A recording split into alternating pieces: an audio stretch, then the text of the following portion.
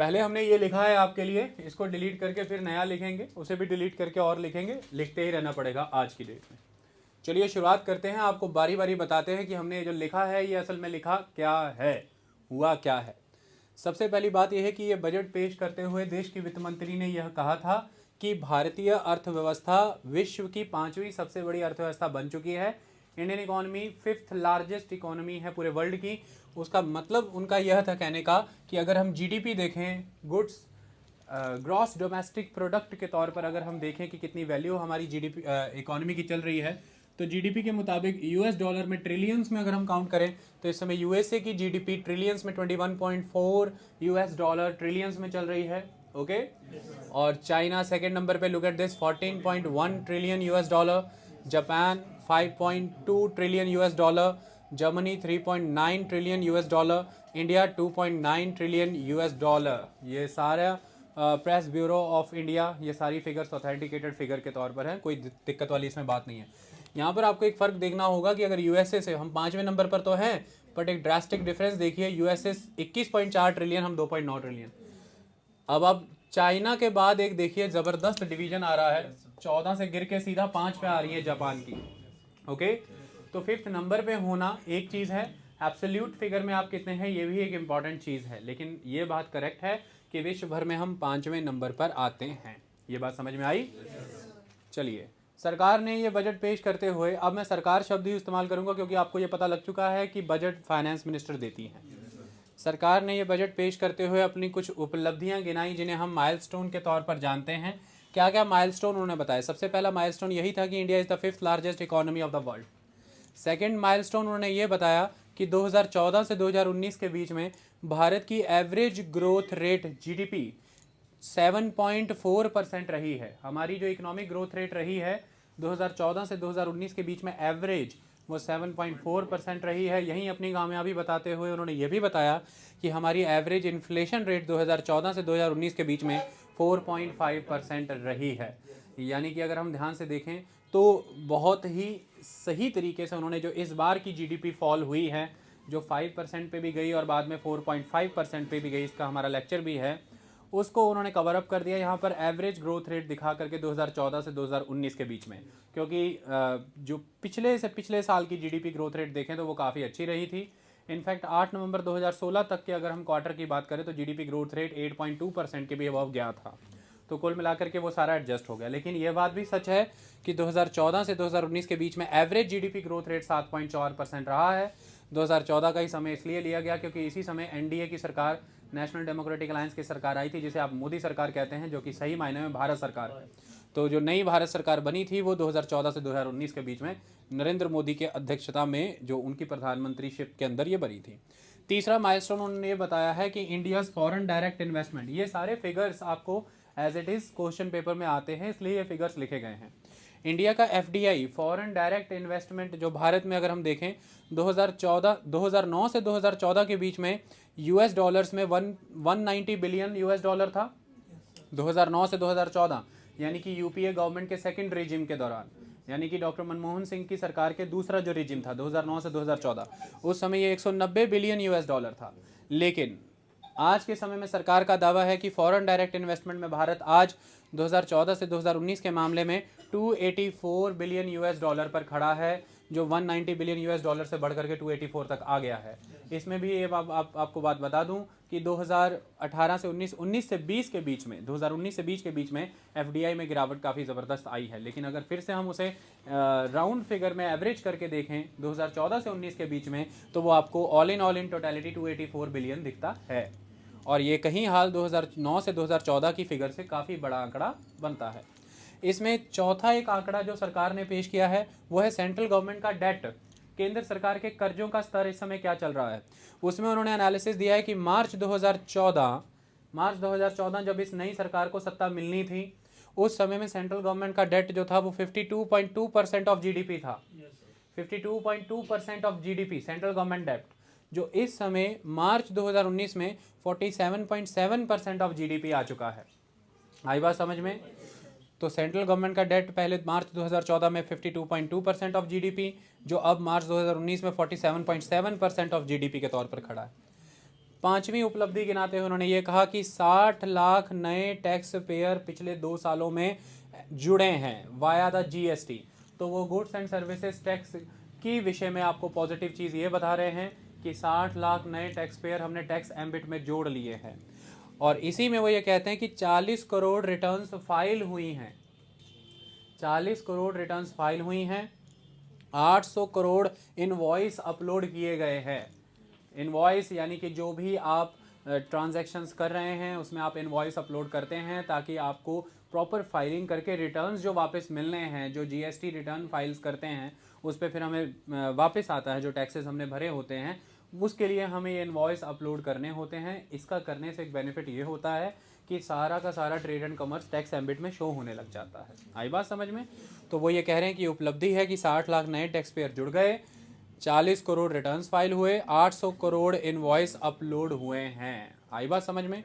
अगली वो माइलस्टोन ये गिना रहे हैं कि जीएसटी रिमूव्ड मैनी बॉटलनेक्स, यानी कि जीएसटी ने बहुत सारे डॉक्यूमेंट से रिलेटेड जो एक्टिविटीज़ हुआ करती थी गुड्स एंड सर्विसेज टैक्स ने वो ख़त्म कर दिए हैं, जिसका फ़ायदा ये हुआ है कि ई वे बिल सिस्टम आ चुका है और उस ई वे बिल सिस्टम के तहत अलग अलग चुंगियों पर अलग अलग जगह पर रुकना नहीं पड़ता है ट्रक ड्राइवर्स को, ट्रकों को। और दूसरी सबसे बड़ी उपलब्धि ये है कि अब अलग अलग टैक्सेस ना होने की वजह से कोई अलग अलग चुंगी नाका ये सब चीज़ें नहीं रह जाती हैं। तो इसका लाभ ये हो जाता है कि आप जल्दी से जा कर के वापस आते हैं, तो टर्न अराउंड टाइम में कम से कम 20% की सेविंग हुई है। So turn around time of trucks reduced by 20% due to e way bill.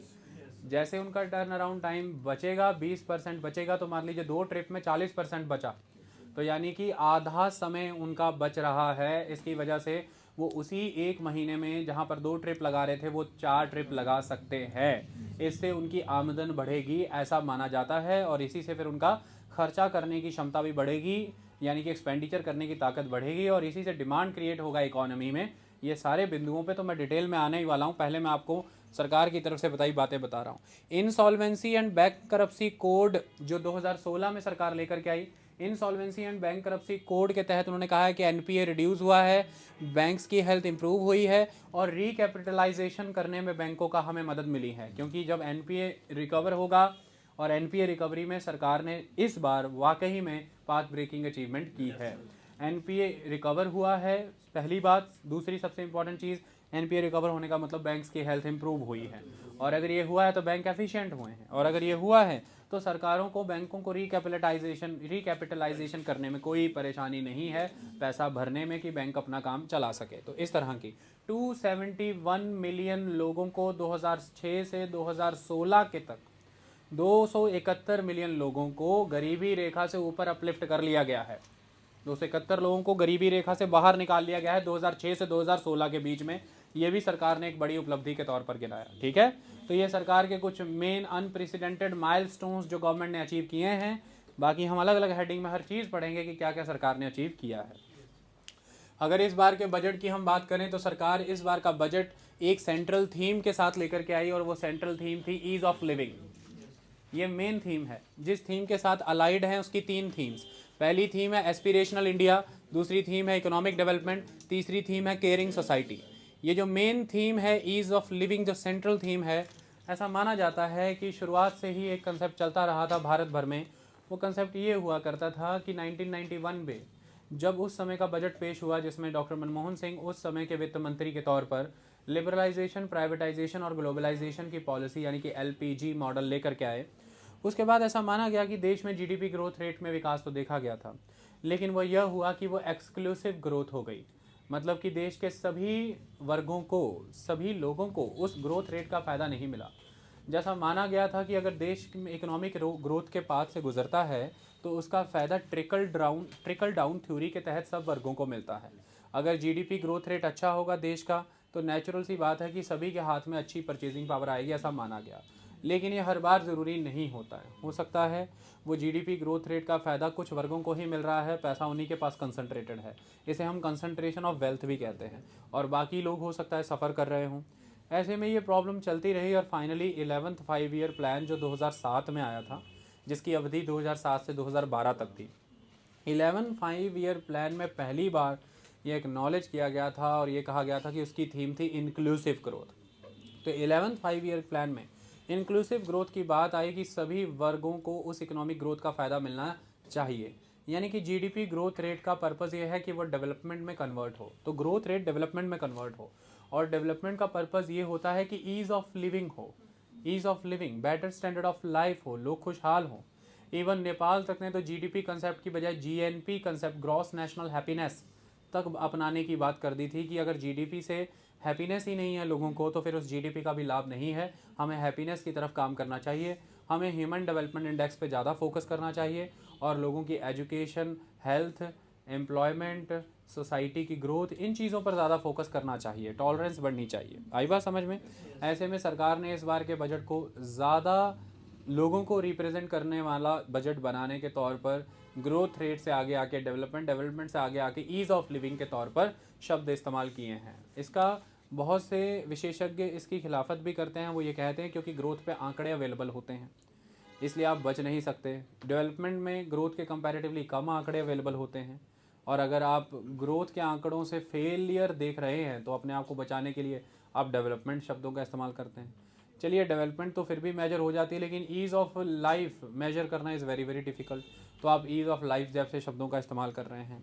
ये उन विशेषज्ञों का ये कहना है कि ये सरकार नाकामियों को छुपाने के लिए ऐसे शब्दों का प्रयोग कर रही है। लेकिन अगर आप इन्हीं विशेषज्ञों की बात सुने कुछ सालों पहले तक, तो इनका मानना ये हुआ करता था कि ग्रोथ रेट का कोई फ़ायदा ही नहीं है अगर वो विकास डेवलपमेंट ना करे और निर्माण ना करे कोई, और डेवलपमेंट का कोई लाभ ही नहीं है अगर उससे लाइफ ईज़ ना हो, ईज़ ऑफ लाइफ ना हो। तो अगर इसे पॉजिटिव नज़रिए से देखें तो ये एक तरह से उसी लॉन्ग पेंडिंग डिमांड को सर्व किया गया है, ईज़ ऑफ लाइफ को एजेंडे पे रखा गया है। और आंकड़ों को लेकर के इस बार सरकार ने अपने साथ लगी उस इमेज को जो पिछले 5 साल से लगी आ रही है उसे तोड़ने का बड़े स्तर पर काम किया है कि सरकार आंकड़ों से खेलती है, तोड़ती मरोड़ती है, सही आंकड़े पेश नहीं करती। इस बार पूरे देश के सामने सही आंकड़े, अपनी नाकामियां भी उन्हीं आंकड़ों में रखी गई, दिखाई गई और एडमिट किया गया। इससे इंटरनेशनल कम्युनिटी और नेशनल लेवल पे जो भी इन्वेस्टर्स हैं उन्हें एक मॉरल कॉन्फिडेंस मिलेगा कि सरकार आंकड़े सही बताती हैं, जो भी है वो करेक्ट है, इसके तहत एक ट्रांसपेरेंसी एग्जिस्ट करती है और हम इनमें इन्वेस्ट कर सकते हैं, कोई दिक्कत की बात नहीं है, वो अपनी प्लानिंग अच्छे से कर सकते हैं। इसी के तहत, इस सेंट्रल थीम के तहत अगर हम देखें तो ये ईज़ ऑफ लिविंग सरकार कहती है कि दो तरह से ही हो सकता है। मतलब ये जितने भी एस्पिरेशनल इंडिया, इकोनॉमिक डेवलपमेंट और कैरिंग सोसाइटी है, इन सभी 3 थीम्स को बांधे रखती हैं 2 चीज़ें। पहली चीज़ है corruption free, policy driven good governance, और दूसरी चीज़ है clean and sound financial sector. ये 2 चीज़ें हैं जो बांधे रखेंगी इन तीनों थीम्स को जो सेंट्रल थीम से आई हैं। तीनों themes aspirational India, economic development और केयरिंग सोसाइटी। इन तीनों थीम्स को एक साथ आगे लेकर जाने का काम ही तब होगा जब आप एक करप्शन फ्री, जब आप एक पॉलिसी ड्रिवन, यानी कि माहौल करप्शन फ्री होना चाहिए, वरना इन तीनों थीम्स को आप यूजलेस समझिए, क्योंकि तीनों थीम्स काफ़ी हैविली रिलाय कर रही हैं सेंट्रल गवर्नमेंट और स्टेट गवर्नमेंट की एडमिनिस्ट्रेटिव मशीनरी पे। स्ट्रक्चरल रिफॉर्म ज़्यादा दिखता है इस पर्टिकुलर बजट के अंदर और इमीडिएट सॉल्यूशंस कम नज़र आते हैं, स्ट्रक्चरल रिफॉर्म्स ज़्यादा हैं। ये काफ़ी हद तक medium and long term vision को ध्यान में रख करके लाया गया बजट है। मैं आपको एक बात बता दूं, डे 1 से एनडीए सरकार जो आती है सत्ता में, उनकी एक खासियत रहती है, एनडीए सरकार कभी भी बिग बैंग बजट्स नहीं लेकर के आती जिनमें एकदम से ही बहुत ज़्यादा आपको सॉप्स नज़र आएंगे, यानी कि आपको बेल आउट पैकेजेस नज़र आएंगे, इस तरह की चीज़ें। वो बजट, उनका मानना ये रहता है कि बजट एक तरह का सरकार का आमदनी और खर्चे का खाका है, एनुअल फाइनेंशियल स्टेटमेंट है, वो हम बजट में करेंगे, लेकिन साल भर तक सरकार को प्रयास करते रहने चाहिए कोई ना कोई चेंजेस करने के। तो आप देख सकते हैं कि पिछली बार जो बजट आया था उसके बाद पूरे साल भर आपको कई परिवर्तन दिखते रहे, और मैंने आपको अलग अलग लेक्चर्स में बताया।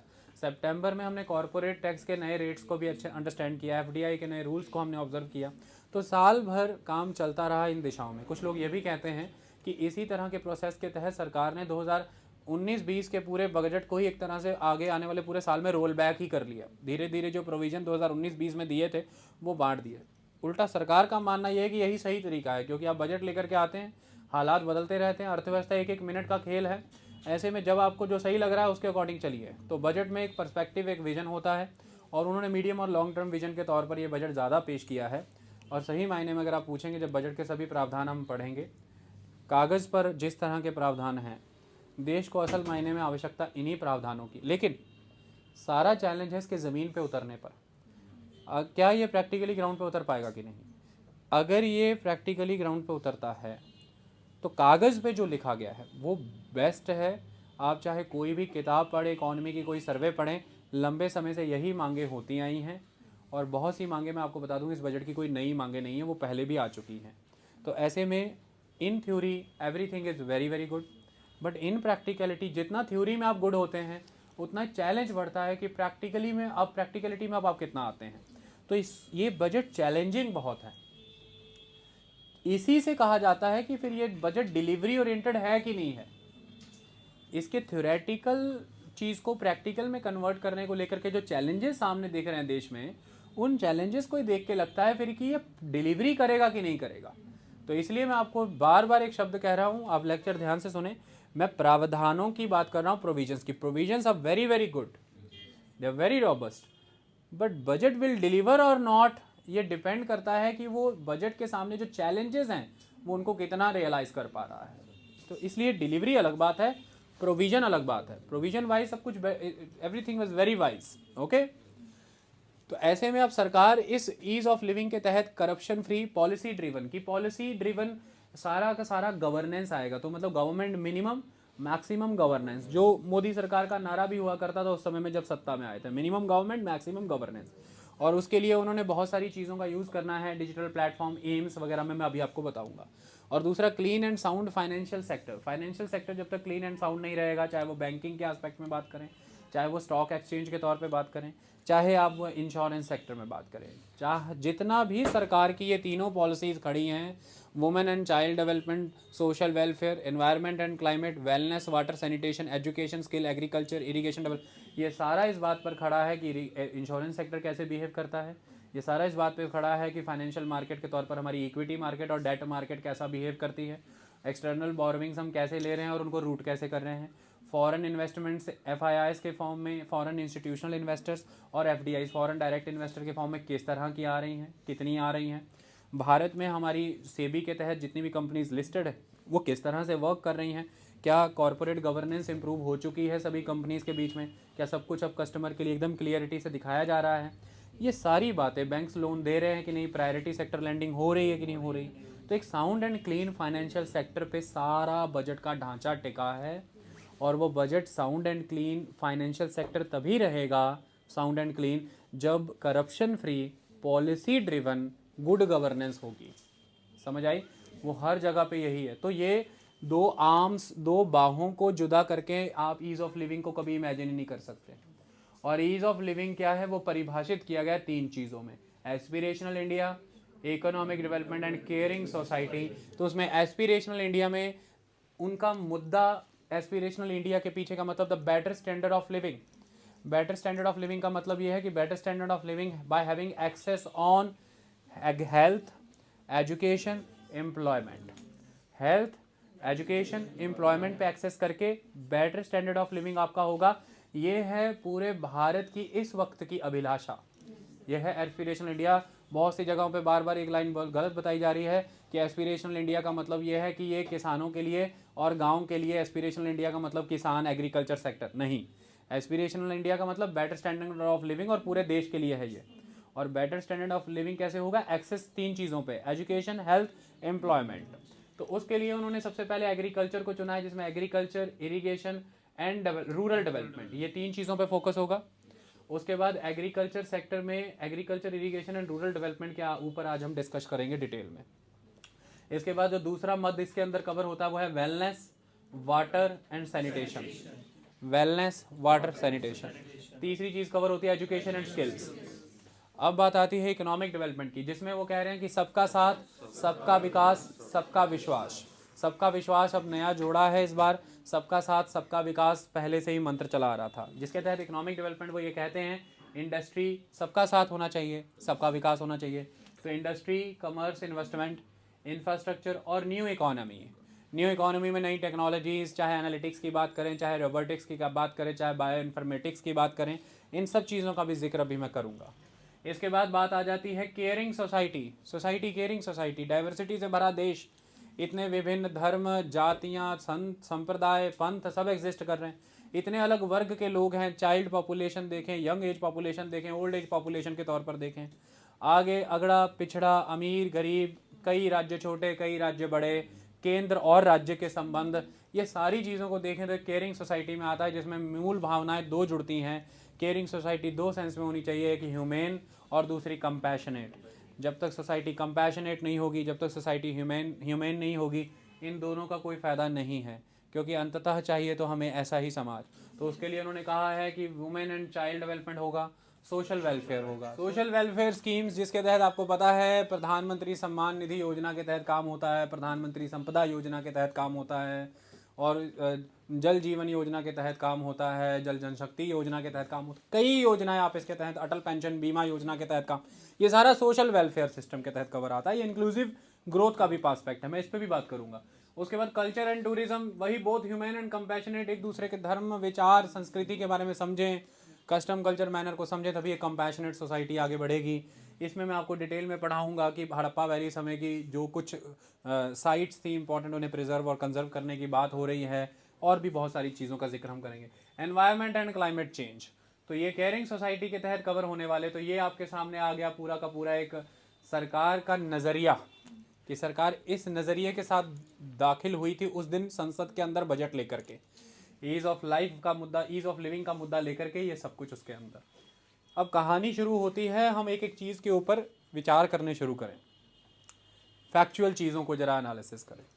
अगर इस बार के बजट की अगर आप बात करें तो इस बार के कुल बजट का जो एक्सपेंडिचर है वो लगभग 30,42,230 करोड़ रुपए है। यानी कि सिंपल भाषा में कहें तो 30.42 लाख करोड़ इस बार का बजट एक्सपेंडिचर है, जिसमें टोटल रिसीप्ट जो टोटल रिसीप्ट है वो 22,45,893 करोड़, 22,45,893 करोड़, यानी कि लगभग 22.45 लाख करोड़ इस बार का टोटल रिसीप्ट है। तो आंखों के सामने है 30.42 लाख एक्सपेंडिचर है, 22.45 लाख रिसीप्ट है, एक्सेप्ट द बोरोविंग्स। तो फिर कितनी कमी आ रही है? खर्चा हमारा लगभग 30.42 लाख करोड़ है, आमदनी हमारी 22.45 लाख करोड़ है, 22.45, तो कमी कितनी आ गई? बोरोविंग करनी पड़ेगी हमें लगभग 7,96,337 करोड़, यानी कि अप्रॉक्स 7.96 लाख करोड़ हमारी इस बार बोरोविंग होगी। अब पिछली बार में भी हमने पैसा ले रखा था, पिछली बार भी बोरोविंग की थी, तो इस बार उसका इंटरेस्ट पेमेंट तो जाना ही है। इंटरेस्ट पेमेंट जो हमें करना है वो लगभग 7,08,203 करोड़, 7,08,203 करोड़ हमें इस बार इंटरेस्ट पेमेंट करना है। सरकार ने डिसइन्वेस्टमेंट का प्लान रखा है बहुत ही एम्बिशियस, 2,10,000 करोड़ का इस बार डिसइन्वेस्टमेंट प्लान है। This is a very very ambitious plan, इसके विषय में भी हम बात करेंगे। अब ये तो हो गया आपका एक्सपेंडिचर, बजट एक्सपेंडिचर, इसको अभी खोलेंगे, बड़ी स्क्रीन पर लिखेंगे। कैपिटल एक्सपेंडिचर जो होगा वो कितना होगा? मैंने आपको जब वो सारा का सारा चार्ट पढ़ाया था जिसमें मैंने इंडियन पब्लिक फाइनेंस बताया था, मैंने बताया था revenue expenditure and capital expenditure. Revenue expenditure जो सैलरीज, पेंशन्स, इंटरेस्ट, इन चीज़ों में जाता है। कैपिटल एक्सपेंडिचर जिसमें आप कोई फिजिकल या इंस्टीट्यूशनल इंफ्रास्ट्रक्चर बनाते हैं, उसके तहत अगर हम देखें तो 4,12,085 करोड़, 4,12,085 करोड़ आप उसमें इन्वेस्ट करने जा रहे हैं, यानी कि टोटल बजट के एक्सपेंडिचर का केवल 13.5% कैपिटल एक्सपेंडिचर में जा रहा है। टोटल रेवेन्यू जो हमारे पास आया है वो इस बार 16,35,909 करोड़ के तहत आया है, टोटल रेवेन्यू जो हमने लिया है। और यहाँ पर ये जो टोटल रेवेन्यू का मतलब यहाँ पर बताया जा रहा है टोटल टैक्स रेवेन्यू, ये टैक्स रेवेन्यू है, नॉन टैक्स नहीं है इसमें। ओके, पहली बात तो ये रेवेन्यू साइड की बात कर रहा है जिसमें रेवेन्यू रिसीप्ट आता है। रेवेन्यू रिसीप्ट के अंदर आता है tax and non tax receipt. Tax receipt के अंदर आता है डायरेक्ट और इनडायरेक्ट टैक्स रिसीप्ट। तो ये टैक्स रिसीप्ट की बात कर रहा है जो लगभग 16,45,000 करोड़ था, इस पे भी हम अभी आएंगे। ओके, ये कुछ आंकड़े मैंने इस बार के बजट के आपको बता दिए हैं, कई बार एज इट इज़ पूछे जाते हैं। कुछ आंकड़े आपके सामने अब मैं रखता हूँ कि ये जो कुल मिलाकर के हम ये कह रहे हैं कि लगभग 22,45,893 करोड़ रुपया हमारे पास आएगा, जिसमें हम फिर 7,96,337 करोड़ हम बोरो भी करेंगे। ये पैसा आएगा किधर से? और ये जो हमने 30,42,230 करोड़ रुपया खर्चना है, ये कहाँ खर्चेंगे? इसे आउटले कहा जाता है। तो बजट आउटले किधर जा रहा है, किधर से आ रहा है, इसे समझना जरूरी है। इसके लिए हम इस स्क्रीन की तरफ आते हैं। यहाँ पर आपने देखा रिसीप्ट्स हैं, रुपीज़ कम्स फ्रॉम, पैसा कहाँ से आया। यहाँ पर एक्सपेंडिचर रुपीज़ गोज़ आउट, पैसा कहाँ को गया। तो 1 रुपये में से कितना पैसा कहाँ से आया, या फिर परसेंटेज वाइज देखिए कि कहाँ से कितना परसेंट आया, और 1 रुपये में से कितना पैसा कहाँ जाएगा, या परसेंटेज वाइज देखिए कहाँ जाएगा। सबसे पहले हम देखते हैं कि कहाँ कहाँ से आया। तो बोरोइंग एंड अदर लाइबिलिटीज़ 20%। ध्यान देखिए, हमारी जो इस बार का कुल हमारे डिस्पोजल में पैसा होने वाला है 2020-21 बजट में, उस पूरे डिस्पोजल में अगर मान लीजिए कि 1 रुपया, तो 1 रुपये में से 20 पैसा अकेला बोरोइंग और अदर लाइबिलिटी है। मतलब सरकार के डिस्पोजल में जो पैसा है, उसका जो रुपया है उसका तो 20 पैसा तो उसकी पहले ही जिम्मेदारी बनती है, उसकी लाइबिलिटियाँ हैं, उसके बोरोइंग हैं। आई बात समझ में? तो 20% हम कवर कर रहे हैं बोरोइंग एंड अदर लाइबिलिटी से। Second cheese, GST and other taxes से हमें आया 18%। 18 पैसे 1 रुपये में हमने कमाए कहाँ से? जीएसटी एंड अदर टैक्सेस, ये अच्छी बात है। इसके अलावा कॉरपोरेट टैक्स से भी लगभग सेम 18%। मैंने नंबरिंग दे के लिखा है क्योंकि ध्यान में रह जाएगा, और इसको अक्सर सीक्वेंस ऑर्डर में सेटल करने का क्वेश्चन आता है, मैं गारंटी करता हूँ। ये क्वेश्चन सीक्वेंस ऑर्डर में लगाने को आता है। कई बार क्वेश्चन ये आता है सबसे ज़्यादा कहाँ से आया, तो उसमें आप बोरोइंग वाले को छोड़ देना क्योंकि वो तो बोरो किया है। इन सब में से क्वेश्चन फिर पूछा जाएगा कि सबसे ज़्यादा कहाँ से आया, तो आंसर ऑलवेज वही रहता है, कॉर्पोरेट टैक्स। तो इस बार जीएसटी एंड कॉर्पोरेट टैक्स, क्योंकि इनडायरेक्ट टैक्सेस लगभग खत्म करके हमने जीएसटी लगा दिया। तो जीएसटी एंड अदर टैक्सेस से आया 18%, कॉर्पोरेट टैक्स से आया 18%, इनकम टैक्स ने देखिए 17% कॉन्ट्रीब्यूट किया है। उसके बाद 5वें नंबर पे नॉन टैक्स रेवेन्यूज़। मैंने बताया था टैक्स रेवेन्यूज़ होते हैं, तो नॉन टैक्स रेवेन्यूज़ भी होते हैं। नॉन टैक्स रेवेन्यूज़ ने दिया 10%। उसके बाद union excise duty, union excise duty अभी भी लगाई जाती है, उसने दिए 7%।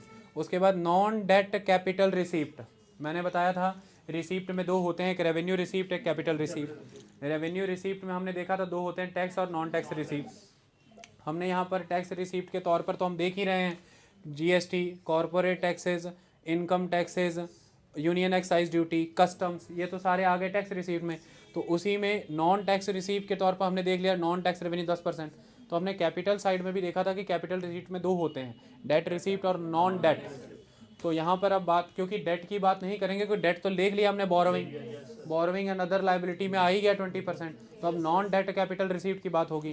तो नॉन डेट कैपिटल रिसीप्ट में मात्र 6%, यहाँ पर देखिए नॉन डेट कैपिटल रिसीप्ट में 6%, ओके। और कस्टम्स ड्यूटी से 4%। तो इसको जोड़ लीजिएगा, 100 पैसा बने, 100 पैसे बनेंगे 1 रुपया, ये 100% बन जाएगा पूरा, ओके। तो ये फिगर आपको हमेशा याद रखनी है। Borrowing and other 20%, GST and other 18%, corporate tax 18%, income tax 17%, non tax revenue 10%, union excise duty 7%, non debt capital receipt 6%, customs 4%।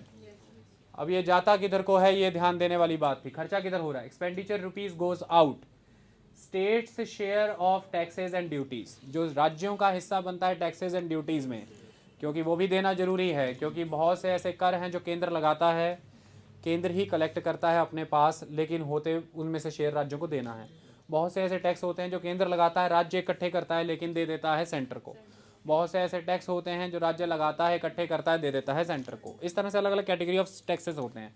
तो स्टेट्स का शेयर भी टैक्सेस एंड ड्यूटीज़ में से निकालना होता है। तो सबसे बड़ा शेयर चला गया स्टेट्स का, share of taxes and duties 20%। इसके अलावा देखिए, इसको अगर यहाँ पर इसको इग्नोर करें और यहाँ पे बोरोइंग इसको इग्नोर करें, तो अब असली पिक्चर क्या निकल के आ रही? इंटरेस्ट पेमेंट अकेली 18% है। मतलब इस बार का जो हमारा खर्चा है, उस खर्चे में अमूमन 18% इंटरेस्ट पेमेंट है, और हमारी आमदनी में 20% बोरोइंग है। तो 18% हमारा इंटरेस्ट पेमेंट जा रहा है। 7,08,203 करोड़ रुपए हम इंटरेस्ट पेमेंट के तौर पर ये काम करने जा रहे हैं। आई बात समझ में? तो interest payment 18%। Central sector schemes, जो सेंट्रल सेक्टर स्कीम्स चलती हैं, अलग अलग स्कीम्स जिनके मैंने अभी आपको जिक्र बताए थे, उनके लिए आप दे रहे हैं 13%।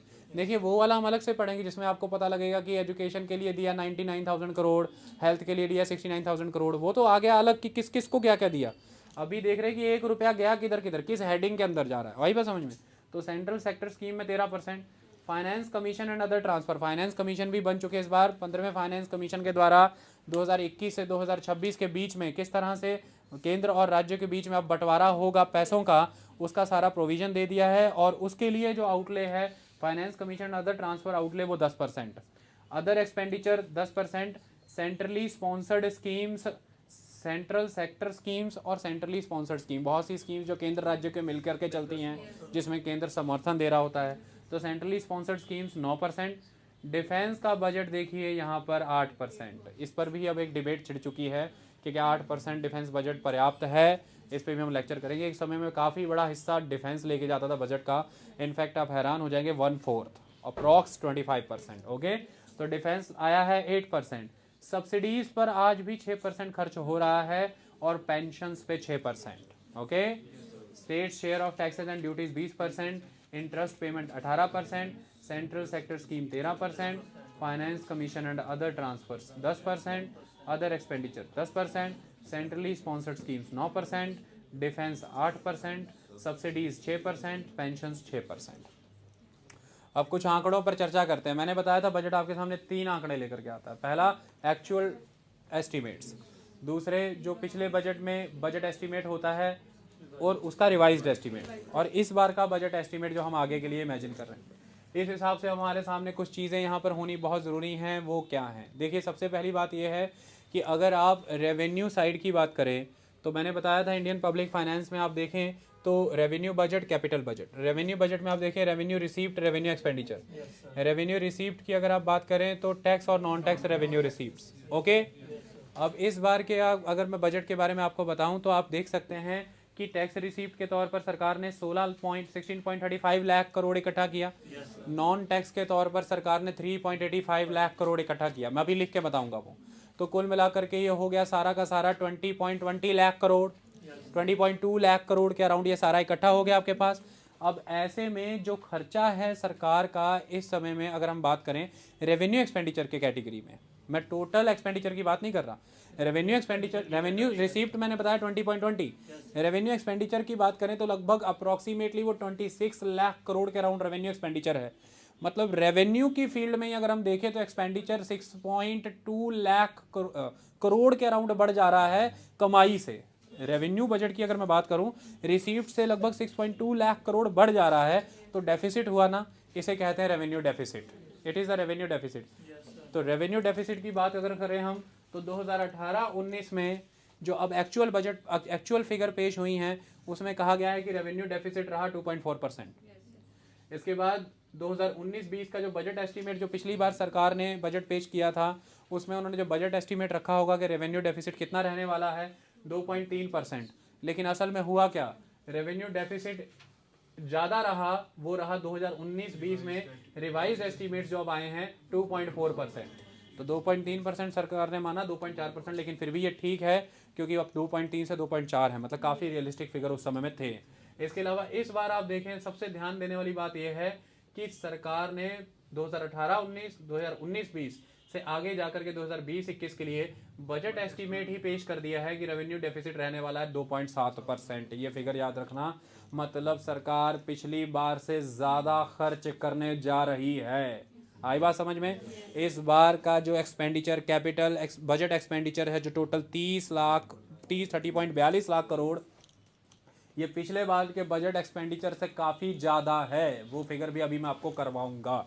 यही कारण है कि आपके सामने रेवेन्यू डेफिसिट खड़ा है 2.7%। ये दुख का कारण इसलिए भी है क्योंकि ये रेवेन्यू डेफिसिट 2.7% है, जिसके बारे में 2003 का FRBM financial responsibility and budget management act ये कहता है कि रेवेन्यू डेफिसिट ज़ीरो होना चाहिए। रेवेन्यू डेफिसिट ज़ीरो होना चाहिए, और उसका मतलब ये है कि अगर आप इस मामले में 2.7 पे खड़े हैं, मतलब आपके डेफिसिट का काफ़ी बड़ा हिस्सा, आपके घाटे का काफ़ी बड़ा हिस्से का कारण ये है कि आप सैलरीज, पेंशन्स, इंटरेस्ट, लाइबिलिटीज़, इन चीज़ों में पैसा खर्च दे रहे हैं। ढांचागत निर्माण नहीं हो रहा, कुछ इंफ्रास्ट्रक्चर डेवलपमेंट नहीं हो रहा, इंस्टीट्यूशनल डेवलपमेंट नहीं हो रहा, यह नुकसान वाली बात है। तो इस तरफ का डेफिसिट ज़्यादा नुकसानदायक होता है।